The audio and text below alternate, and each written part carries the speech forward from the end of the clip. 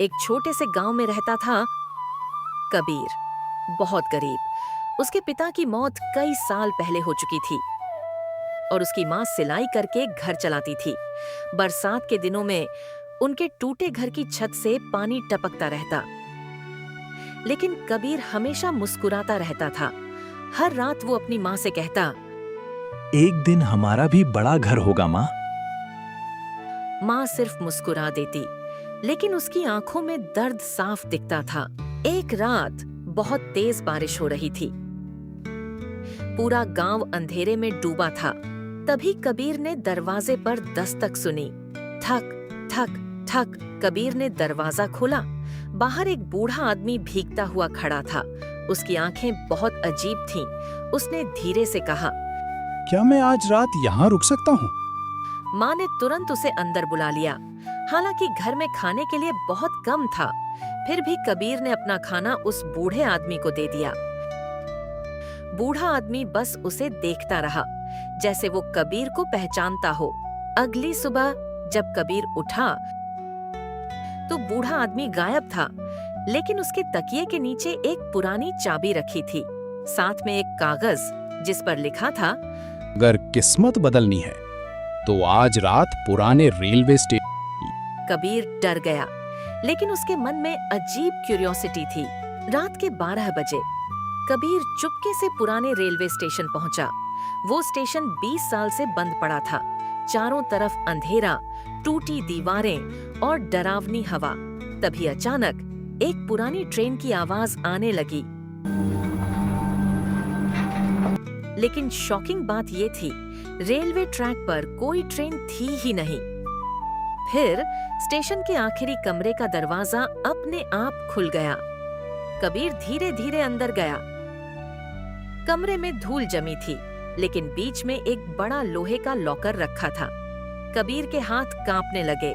उसने वो पुरानी चाबी लॉकर में लगाई। खटाक, लॉकर खुल गया। अंदर पैसों से भरे बैग, सोने के सिक्के और कुछ पुराने डॉक्यूमेंट्स थे। कबीर शॉक्ड था। इतना पैसा उसने जिंदगी में कभी नहीं देखा था। लेकिन तभी पीछे से आवाज आई, आखिरकार तुम आ ही गए। कबीर पीछे मुड़ा। वही बूढ़ा आदमी खड़ा था, लेकिन इस बार उसके कपड़े बिल्कुल साफ थे और उसके चेहरे पर अजीब मुस्कान थी। उसने कहा, ये सब तुम्हारा है। कबीर समझ नहीं पाया। बूढ़ा आदमी बोला, 20 साल पहले तुम्हारे पिता इस स्टेशन के मालिक थे, लेकिन कुछ लालची लोगों ने उन्हें धोखा दिया और ये खजाना छुपा दिया गया। की आंखों में आंसू आ गए। पूरी जिंदगी वो गरीबी में जीता रहा, जबकि उसके पिता सच में अमीर थे। लेकिन तभी कुछ लोग हथियार लेकर स्टेशन के अंदर घुस आए। उनका लीडर था महेश, वही आदमी जिसने सालों पहले कबीर के पिता को धोखा दिया था। महेश चिल्लाया, सारा पैसा हमारा है। तभी बूढ़ा आदमी हंसने लगा और अचानक पूरा स्टेशन लाल लाइट से भर गया। दीवार पर पुराना सीसीटीवी वीडियो चलने लगा। वीडियो में साफ दिख रहा था, महेश और उसके साथी कबीर के पिता को मार रहे थे। सबके होश उड़ गए। महेश डर गया।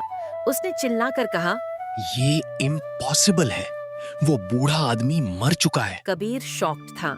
उसने बूढ़े आदमी की तरफ देखा, लेकिन अब वहां कोई नहीं था। सिर्फ हवा चल रही थी और धीरे धीरे स्टेशन की सारी लाइट बंद होने लगी। कुछ महीनों बाद महेश और उसके साथी जेल में थे और कबीर पूरे शहर का सबसे अमीर इंसान बन चुका था। लेकिन उसने पैसा सिर्फ खुद पर खर्च नहीं किया। उसने गरीबों के लिए घर बनवाए, फ्री स्कूल खोले और अपनी माँ के लिए बड़ा घर खरीदा। पूरा गांव अब उसकी इज्जत करता था। एक रात कबीर अपने नए घर की बैल्कनी में खड़ा था।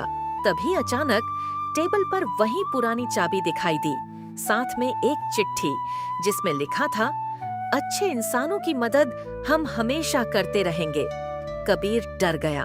वो तुरंत पीछे मुड़ा, लेकिन वहां कोई नहीं था। सिर्फ दूर कहीं पुरानी ट्रेन की आवाज आ रही थी।